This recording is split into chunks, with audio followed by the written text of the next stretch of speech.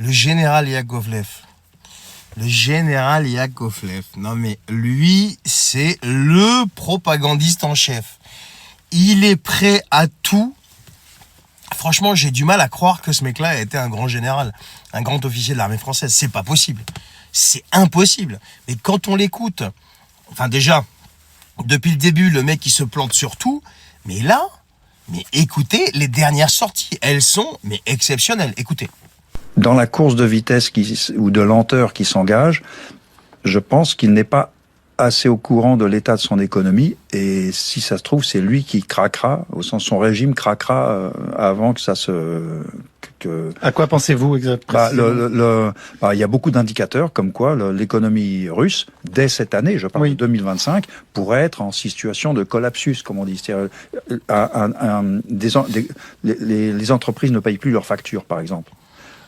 Une fois qu'il y en aura une grosse qui aura fait faillite, en cascade, toutes les autres feront faillite. Les banques ne donneront plus d'argent, etc., etc. Donc l'économie russe est de plus en plus bâtie sur du vent, et l'écroulement de l'économie est très possible et peut arriver cette nuit.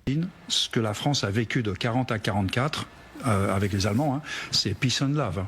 C'est peace and love. On est dans l'Eurovision. Sylvie Berman. Non mais, enfin, ça c'est le genre de type qui est prêt à envoyer vos gosses là-bas, mais lui, non, lui il restera planqué. Oui, tu comprends, je suis général, moi je suis officier, hein. Ouais, moi j'ai fait ce qu'il faut justement pour être planqué, hein. Bon, ça c'est la première chose. La deuxième chose, mais l'économie russe, mais est-ce que tu peux nous parler de l'économie française, s'il te plaît, dans quel état elle est? Aujourd'hui, là, il y a Fitch qui devait se prononcer, enfin aujourd'hui ou dans les jours qui viennent, s'il nous dézingue encore notre note ou pas. Parce que notre taux à 10 ans, il a grimpé de plus 40 points de base en 10 jours. Je sais pas si ça rentre dans son esprit à Dourakovlev. Bref. Ensuite, le mec, mais il a l'indécence de nous dire que 39-45, en gros, c'était peace and love à côté d'aujourd'hui. Non, mais il a oublié ce qui s'est passé à cette période. Mais non, mais c'est un truc de fou, ce mec. Mais comment on peut laisser parler des gens comme ça? Mais comment on peut laisser dire des choses comme ça?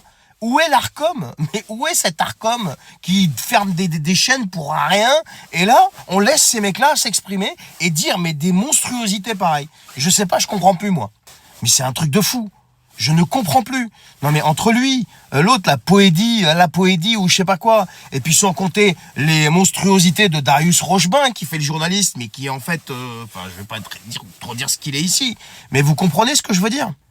Ils sont en train d'essayer de nous expliquer que la menace russe est beaucoup plus importante que l'état catastrophique des finances du pays. Enfin, je vais répéter ce que j'ai dit. C'est pas les Russes qui sont responsables de l'état de l'hôpital, l'éducation, etc., etc., etc. Je l'ai déjà dit je sais pas combien de fois. Et non, t'as Dourakovlev qui est là, qui lui t'explique que, non, 39-45, mais c'était en gros une partie de plaisir, tu vois, à côté de ce qui se passe là. C'est quand même formidable, hein. La Russie, les États-Unis, l'Ukraine se rapprochent de plus en plus vers une hypothétique paix. Donc d'abord, peut-être un cessez-le-feu et ensuite une hypothétique paix. Volodymyr Zelensky l'a reconnu lui-même en disant que, on est en train de se rapprocher vers la paix. Enfin, bref, un truc dans ce genre-là. Trump, pareil. De l'autre côté, côté russe, pareil. Mais chez nous, matin, midi et soir, on vous parle de quoi? On vous parle de la menace russe, de la guerre, de ceci, de cela, et que c'est la cata, et que la défense européenne, les milliards qui coulent et compagnie. Tout ça c'est fait, mais depuis le début, je le dis moi, uniquement pour avoir une raison pour plus d'Europe. Et le plus d'Europe, c'est quoi? C'est l'Europe de la défense. Donc, ils font d'une pierre deux coups. Ils veulent faire l'Europe de la défense. Donc, ils transfèrent la dernière souveraineté qu'on avait à Bruxelles. Et le deuxième coup, c'est vous siphonnez votre épargne. Voilà. Alors, pas siphonner, faut pas que je dise n'importe quoi. Mobilisez votre épargne pour l'industrie de défense. C'est formidable. On n'arrive plus à suivre, décidément, ils vont très très vite, hein. On a Madame von der Leyen qui vient d'annoncer 40 milliards d'euros supplémentaires pour l'Ukraine. 40 milliards. Alors, étant donné qu'on est contributeur à hauteur de presque 20% de l'Union européenne, si je fais mes calculs, 20%, 40 milliards, donc il y en a 8 pour notre pomme. Après, on va nous dire, mais non, vous inquiétez pas, c'est pas comme ça que ça marche, hein, ça va pas être pris sur l'impôt des Français ou je sais pas quoi. Non, ça va être en fait pris sur les avoirs russes gelés ou les intérêts des avoirs russes gelés. Bon, bref, 200% de droits de douane sur les vins et spiritueux. Là, ça craint. Là, ça craint parce que s'il met vraiment sa menace à exécution, là, ça va pas être les gros qui vont trinquer chez nous. Ça va être qui, à votre avis? Je pense que ça va être les petits, encore une fois. Donc, tout ça, ça prend son origine dans quoi? De sa petite guéguerre commerciale avec l'Union européenne, hein. Je te mets 25% d'un côté parce que il y a un désavantage au niveau de je sais pas quoi, au niveau du commerce qu'il y a entre les deux.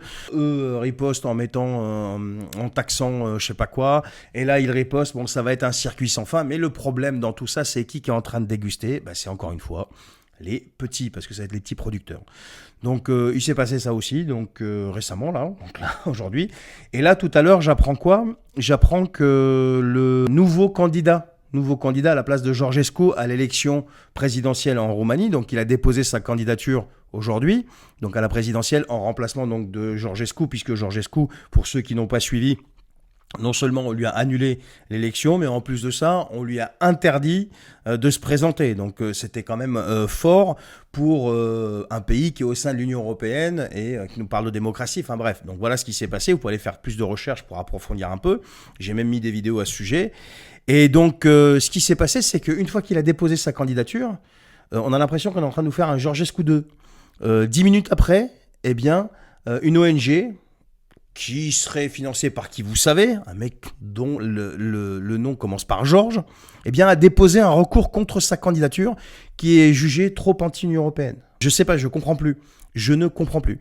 Donc on en est là, les amis. Voilà ce qui s'est passé. Donc entre Madame von der Leyen qui te sort des milliards, on sait même pas d'où ça sort, enfin on sait pas, on se doute, 40 milliards pour l'Ukraine, Trump, les 200% de taxes, de droits de douane, et là, donc en Roumanie, la démocratie, j'ai l'impression qu'on va encore la shooter.